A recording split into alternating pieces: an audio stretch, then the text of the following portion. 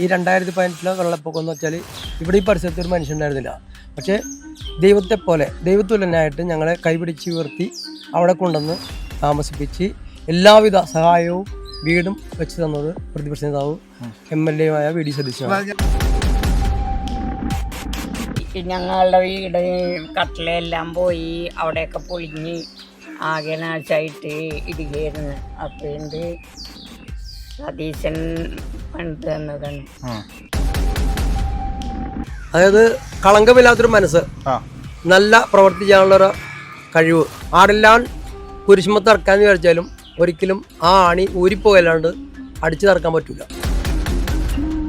വെള്ളപ്പൊക്കത്തിൻ്റെ ദുരിതത്തിൽ എല്ലാം നഷ്ടപ്പെട്ടു എന്ന് വിചാരിച്ചു കൈപിടിക്കാൻ VD സതീശൻ ഉണ്ടായിരുന്നു. ആ പദ്ധതിയുടെ പേരിലാണ് അദ്ദേഹത്തെ ഇന്ന് ഇടതുപക്ഷം സർക്കാർ ക്രൂശിക്കുന്നത് എന്നുള്ളതാണ്. പരവൂർ നിയോജക മണ്ഡലത്തിൻ്റെ ഇടവഴികളിലൂടെയൊക്കെ യാത്ര ചെയ്യുമ്പോൾ അവിടെയെല്ലാം VD സതീശൻ വിഭാവനം ചെയ്ത പുനർജനി പദ്ധതിയുടെ ഗുണഭോക്താക്കളെ കാണാൻ സാധിക്കും. അത്തരത്തിൽ മറ്റൊരു വീട് തേടിയുള്ള യാത്രയാണ്.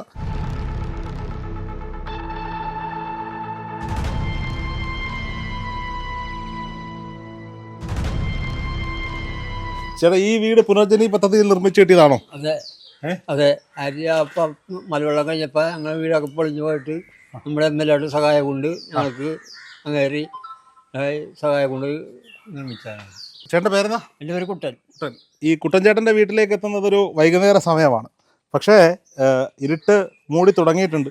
ഇവരുടെയൊക്കെ ജീവിതത്തിൽ 2018 ഒരു പ്രളയകാലത്ത് ഒരു ഇരുട്ട് വല്ലാതെ വന്നുകൂടി. അന്ന് സഹായത്തിന് ഓടിയെത്തിയ നേതാവിൻ്റെ ജനപ്രതിനിധിയുടെ പേരായിരുന്നു VD സതീശൻ എന്നുള്ളത്. എങ്ങനെയുണ്ട് നിങ്ങളുടെ MLA? നല്ല സഹായം ചെയ്യുന്ന ഒരു MLA ആണ്. ഞാൻ വീടാകെ പൊട്ടിപ്പൊളിഞ്ഞാകെ കിടക്കുകയായിരുന്നു. അപ്പോൾ ഞാൻ ചെന്ന് പറഞ്ഞപ്പോൾ അങ്ങനെ വേണ്ട സഹായം ചെയ്യാന്ന് പറഞ്ഞു. അങ്ങനെ ഈ സാഫ് എന്ന ഇവരെ സഹായം പറഞ്ഞയച്ച് എൻ്റെ വീട് സഹായിച്ച്. അമ്മയുടെ പേരെന്താ? ലീല. എന്തോ വയ്യ, നടക്കാൻ വയ്യേ? കാലിന് ബുദ്ധിമുട്ടുണ്ട്. ഈ പ്രളയം വന്ന സമയത്ത് എന്തുവായിരുന്നു ഇവിടുത്തെ ഒരു അനുഭവം? എൻ്റെ പൊന്നെ, 6 ദിവസം നിന്ന വെള്ളം നീന്തി പറൂര് വരെ നീന്തി എന്തോരം വിഷമിച്ചെന്നറിയാമോ വെള്ളം വന്നപ്പോ. ഇതേപോലെ ഒരു ദുരിതം ഉണ്ടായിട്ടില്ല. പുനർജനി പദ്ധതിയുടെ തന്നെ മറ്റൊരു ഗുണഭോക്താവാണ് ദത്താർ ചേട്ടൻ. ദത്താർ ചേട്ടൻ്റെ വീട്ടിലേക്ക് പോകണം എന്നാവശ്യപ്പെട്ടുകൊണ്ട് അദ്ദേഹം ഞങ്ങളെ കാണാൻ വന്നതാണ്. ഞങ്ങളിവിടെ എത്തി എന്ന് പറഞ്ഞിട്ട്. ചേട്ടാ, വീട്ടിലേക്ക് പോകുന്നതിന് മുമ്പ് ചോദിക്കട്ടെ, ഇത് വെള്ളക്കെട്ടുള്ള ഒരു പ്രദേശമാണോ? ഇവിടെ ഒരു ഒഴുക്കിയാറൊക്കെ കാണാം. അതെ. ഈ 2018 വെള്ളപ്പൊക്കം എന്ന് വെച്ചാൽ ഇവിടെ ഈ പരിസരത്ത് ഒരു മനുഷ്യനുണ്ടായിരുന്നില്ല. പക്ഷേ ദൈവത്തുല്യനായിട്ട് ഞങ്ങളെ കൈപിടിച്ച് ഉയർത്തി അവിടെ കൊണ്ടുവന്ന് താമസിപ്പിച്ച് എല്ലാവിധ സഹായവും വീടും വെച്ച് തന്നത് പ്രതിപക്ഷ നേതാവ് MLA ആയ VD സതീശനാണ്. എനിക്ക് അപ്പോൾ ഒരു സംശയം ഞാൻ ചോദിക്കട്ടെ, ഈ നമ്മൾ ഈ പ്രളയ സമയത്ത് കേരളത്തെ ഇങ്ങനെ പാവയ്ക്ക പോലെ കെട്ടിപ്പിടിച്ചുകൊണ്ട് മുഖ്യമന്ത്രി പിണറായി വിജയൻ്റെ ഒരു ഫോട്ടോ ഒക്കെ കണ്ടായിരുന്നു. കേരളത്തിലെ എല്ലാ ആളുകൾക്കും പുള്ളി ഈ സർക്കാർ വീട് വെച്ച് കൊടുത്തു. അപ്പോൾ ഈ പരവൂർ സർക്കാർ വീടൊന്നും വെച്ച് കൊടുത്തില്ലേ? പരവൂർ സർക്കാർ വീട് വെച്ചില്ല. പടവലങ്ങ എന്ന് വെച്ചാൽ കീഴ്പോട്ട് അടി പോയിട്ട് ചീഞ്ഞു പോയത്. അത് ആകെ കൊടുത്തേക്കണത് കുറച്ച് കിറ്റ് കൊടുത്തു, കുറച്ച് സവാള, ഉരുളക്കിഴങ്ങും. അങ്ങനെയല്ല, ഉപഭോക്താക്കൾ ഒരുപാടുണ്ട്. പരവൂര് കിട്ടിയിട്ടില്ല. എങ്ങനെ നമുക്ക് ഈ പുനർജനി പദ്ധതിയിൽ വീട് കിട്ടിയത് എങ്ങനെയാ? പുനർജനി പദ്ധതി വീട് കിട്ടിയത് എങ്ങനെയാ? അത് ഞങ്ങളുടെ വീട് കട്ടിലെല്ലാം പോയി, അവിടെയൊക്കെ പൊളിഞ്ഞ് ആകെ നാശമായിട്ട് ഇരിക്കുകയായിരുന്നു. അപ്പോൾ സതീശൻ പണിത് തന്നതാണ്. ഈ നിങ്ങൾക്കൊക്കെ വീട് പണിഞ്ഞ് തന്നതിന്റെ പേരിൽ പുള്ളിക്കെതിരെ ഒരുപാട് ആരോപണങ്ങളാണ് ഇപ്പോൾ വരുന്നത്. സർക്കാർ CBI അന്വേഷണം വേണമെന്നൊക്കെയാ പറയുന്നത്. ഈ വീട് വെച്ച് രാഷ്ട്രീയമായ ഒരു നീക്കമാണ് അവരുടെ ഇലക്ഷൻ സമയത്തുള്ള. തന്നെ പറഞ്ഞ് ഈ വീട് വെക്കണ നേരത്ത് ഭയങ്കര പരാതിയാണ്. ഞങ്ങൾക്ക് എൻ്റെ ഇവിടെ കെട്ടിയിരിപ്പും അതിലൊന്നുമില്ല.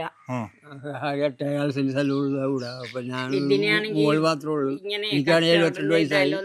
ഞാനാകെ ആവശ്യപ്പെട്ടു നമ്മുടെ കുടുംബം കഴിഞ്ഞു കൊണ്ട് മാത്രമേ ഉള്ളൂ. അങ്ങനെ സഹായത്താൽ ഒരു വീട് ഞങ്ങൾക്ക് നിർമ്മിച്ച് കിട്ടി. ഇനി ഈ പരവൂരില് VD സതീശൻ മത്സരിച്ച ജയിക്കുവോ, തോപ്പിക്കുമോ? അങ്ങനെ ജയിപ്പിക്കണം. ഞാൻ അതിനുവേണ്ടി എന്തോരം സഹായം ചെയ്യുന്ന അതിനൊക്കെ എല്ലാവരും കൂടെ പ്രവർത്തിപ്പിക്കും. ദത്താറിയാറിന് വീട് പണിയുന്ന ഏകദേശം എത്ര രൂപയായിട്ടുണ്ടാവും പുനർജനിയില്? എനിക്ക് പുനർജനിയില് 5.5 ലക്ഷം രൂപ തന്നു. ഒരു 60,000 രൂപ ഞാൻ ചെലവ് ചെയ്തിട്ടുണ്ട്.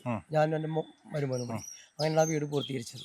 പക്ഷേ ഇന്നും ഞാൻ പറയുന്ന പ്രതിപക്ഷ നേതാവിനെ സ്വപ്നത്തിൽ പോലും ഒരാൾക്കും തോൽപ്പിക്കാനോ തോൽക്കുമെന്ന് പറയാനോ ധീരതയോടുകൂടി പറവൂർ മണ്ഡലത്തിൽ ഒരാൾക്കും കഴിയില്ലാന്ന്. ഈ സാധാരണ ഈ ആനുകൂല്യങ്ങളൊക്കെ കിട്ടിയ വീടുകളിലേക്ക് വീഡിയോ എടുക്കാൻ ചെല്ലുമ്പോൾ അവർക്കൊരു അതൊക്കെ ക്യാമറയുടെ മുന്നിൽ വന്ന് പറയാൻ ഇല്ല ഞാൻ വീഴത്തില്ല ക്യാമറയുടെ മുന്നിൽ വന്ന് പറയാനൊരു നാണക്കേടാ.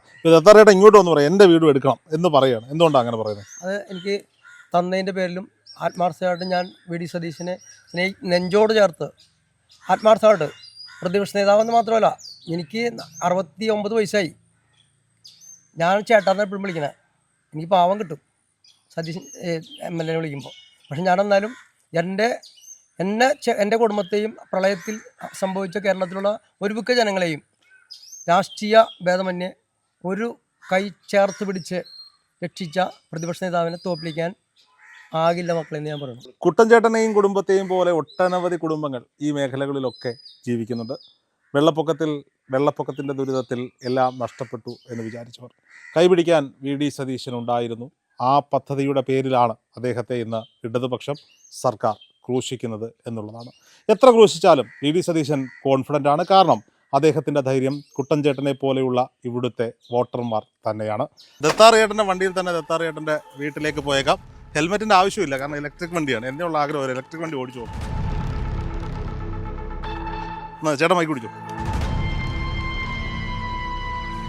അപ്പോൾ ഇനി ദത്താറേട്ടൻ്റെ വീട് കാണാൻ പോവുകയാണ്. ദത്താറേട്ടൻ്റെ വീട്ടിലേക്ക് കൂടെ പോരണം കേട്ടോ.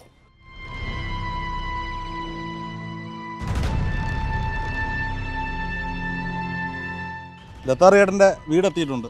വീട് തന്നെയോ? വീട് തന്നെ. അപ്പോൾ വീടിൻ്റെ വിശേഷങ്ങൾ നമുക്കൊന്ന് കണ്ടുപോകാം. ഈ ദത്താറേട്ടൻ പറയുന്നത് ഈ വീട് പുനർജനി പദ്ധതിയിൽ വി.ഡി. സതീശൻ വെച്ച് തന്നെയാണ്. ചുമ്മാ പറയുന്നില്ലയോ? അല്ല ശരിയാണ്. അതെ ശരിയാണ്. വീട് എന്തോ പ്രളയത്തിൽ പോയോ? എന്തോ പറ്റി? പ്രളയത്തിൽ പോയി. നല്ല വീടായിരുന്നോ? ഇല്ല, പഴയ ഓടിട്ട വീടായിരുന്നു. അത് പ്രളയത്തിലാകെ ബോട്ടൊക്കെ കയറി നശിച്ചു പോയി. മോളിൽ കൂടിയൊക്കെ ബോട്ട് ഓടിച്ചു പോയി.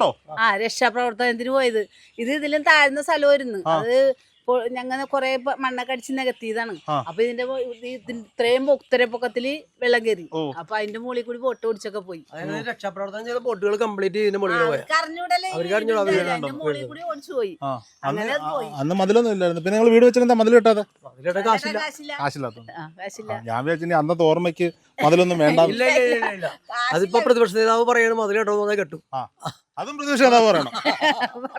നിങ്ങൾക്കൊക്കെ ആരാണ് വി.ഡി. സതീശൻ? പ്രതിപക്ഷ നേതാവ് ഞങ്ങളുടെ എല്ലാം അത് കഴിഞ്ഞ് വേറെ ആരുമില്ല. അതായത് കളങ്കമില്ലാത്തൊരു മനസ്സ്, നല്ല പ്രവർത്തി ചെയ്യാനുള്ളൊരു കഴിവ്.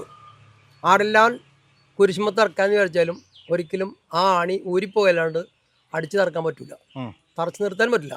അത്രക്കും ശക്തിയോടുകൂടി പൂർവാധികം വീണ്ടും അടുത്ത തെരഞ്ഞെടുപ്പിൽ പറവൂരിൻ്റെ MLA ആയും പ്രതിപക്ഷ നേതാവായിട്ടും മുഖ്യമന്ത്രിയായിട്ടും വരാനുള്ള സാധ്യതയുള്ളത് പ്രതിപക്ഷ നേതാവാണ്. പിണറായി വിജയൻ മത്സരിക്കാൻ വന്ന എന്തോ മത്സരിക്കാനായിട്ട് നില പൊട്ടു.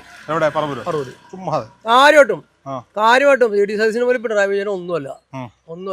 വേണമെങ്കിൽ മത്സരിച്ചോട്ടെ, ഞങ്ങൾ 2 കൈ നീട്ടി സ്വീകരിക്കാം. ഞാനൊരു DYFI പ്രവർത്തകനായിരുന്നു അരക്കലി. അന്നൊരുപരി ആണെങ്കിലും തന്നെ പുള്ളി നല്ലൊരു, ഞാൻ പുള്ളിനെ കാണുന്നത് തന്നെ നല്ലൊരു വ്യക്തിയായിട്ടാണ് കാണുന്നത്. മനസ്സിലായില്ലേ? ഏതൊരു കാര്യത്തിൽ നമ്മൾ ചെന്ന് പറഞ്ഞാലും ആ കാര്യങ്ങൾ ഏത് കാര്യത്തിലും ഇടപെടുന്ന ഒരു വ്യക്തിയാണ് പുള്ളി. ഈ സ്ഥാനത്തിൽ തന്നെ വരേണ്ട ഒരു വ്യക്തിയാണെന്നുള്ള കാര്യമാണ് എനിക്ക് അഭിപ്രായമുള്ളത്. കുറേ വീടുകളുടെ ഉള്ളിലൊക്കെ കയറി. ഈ വീടിൻ്റെ ഉള്ളിൽ കയറേണ്ട കാര്യമില്ല, കാരണം ഈ മനുഷ്യരുടെയൊക്കെ ഉള്ളിൽ നിറഞ്ഞിരിക്കുന്നത് വി.ഡി. സതീശൻ എന്ന് പറയുന്ന രാഷ്ട്രീയ നേതാവിനോടുള്ള സ്നേഹം മാത്രമാണ്. ഒരു രാഷ്ട്രീയ നേതാവിനോട് തൻ്റെ ജനത ഇത്രത്തോളം ചേർത്ത് പിടിക്കണമെങ്കിൽ ഞാൻ ഉറപ്പിച്ചു പറയുന്നു, ആ രാഷ്ട്രീയ നേതാവിൻ്റെ പേര് വി.ഡി. സതീശൻ എന്നായിരിക്കണം. കാരണം ഒരു പ്രളയം തകർത്ത ഒരു മണ്ഡലത്തെ എങ്ങനെ പുനർനിർമ്മിക്കാമെന്ന് കൃത്യമായി കാണിച്ചു കൊടുത്ത നേതാവിൻ്റെ പേര് കൂടിയാണ് വി.ഡി. സതീശൻ. അപ്പോൾ വി.ഡി. സതീശൻ്റെ പുനർജനി പദ്ധതി CBI ഡയറിക്കുറിപ്പിലല്ല എഴുതി വെക്കേണ്ടത്, കേരള ചരിത്ര പുസ്തകത്തിൽ സ്വർണ്ണ ലിപികളാലാണ് എന്ന് ഒരിക്കൽ കൂടി ഓർമ്മിപ്പിക്കുന്നു. ക്യാമറ പേഴ്സൺ അല്ലാഹദിനൊപ്പം രോഹിത്, നേഷൻ ഫസ്റ്റ്, കൊച്ചി.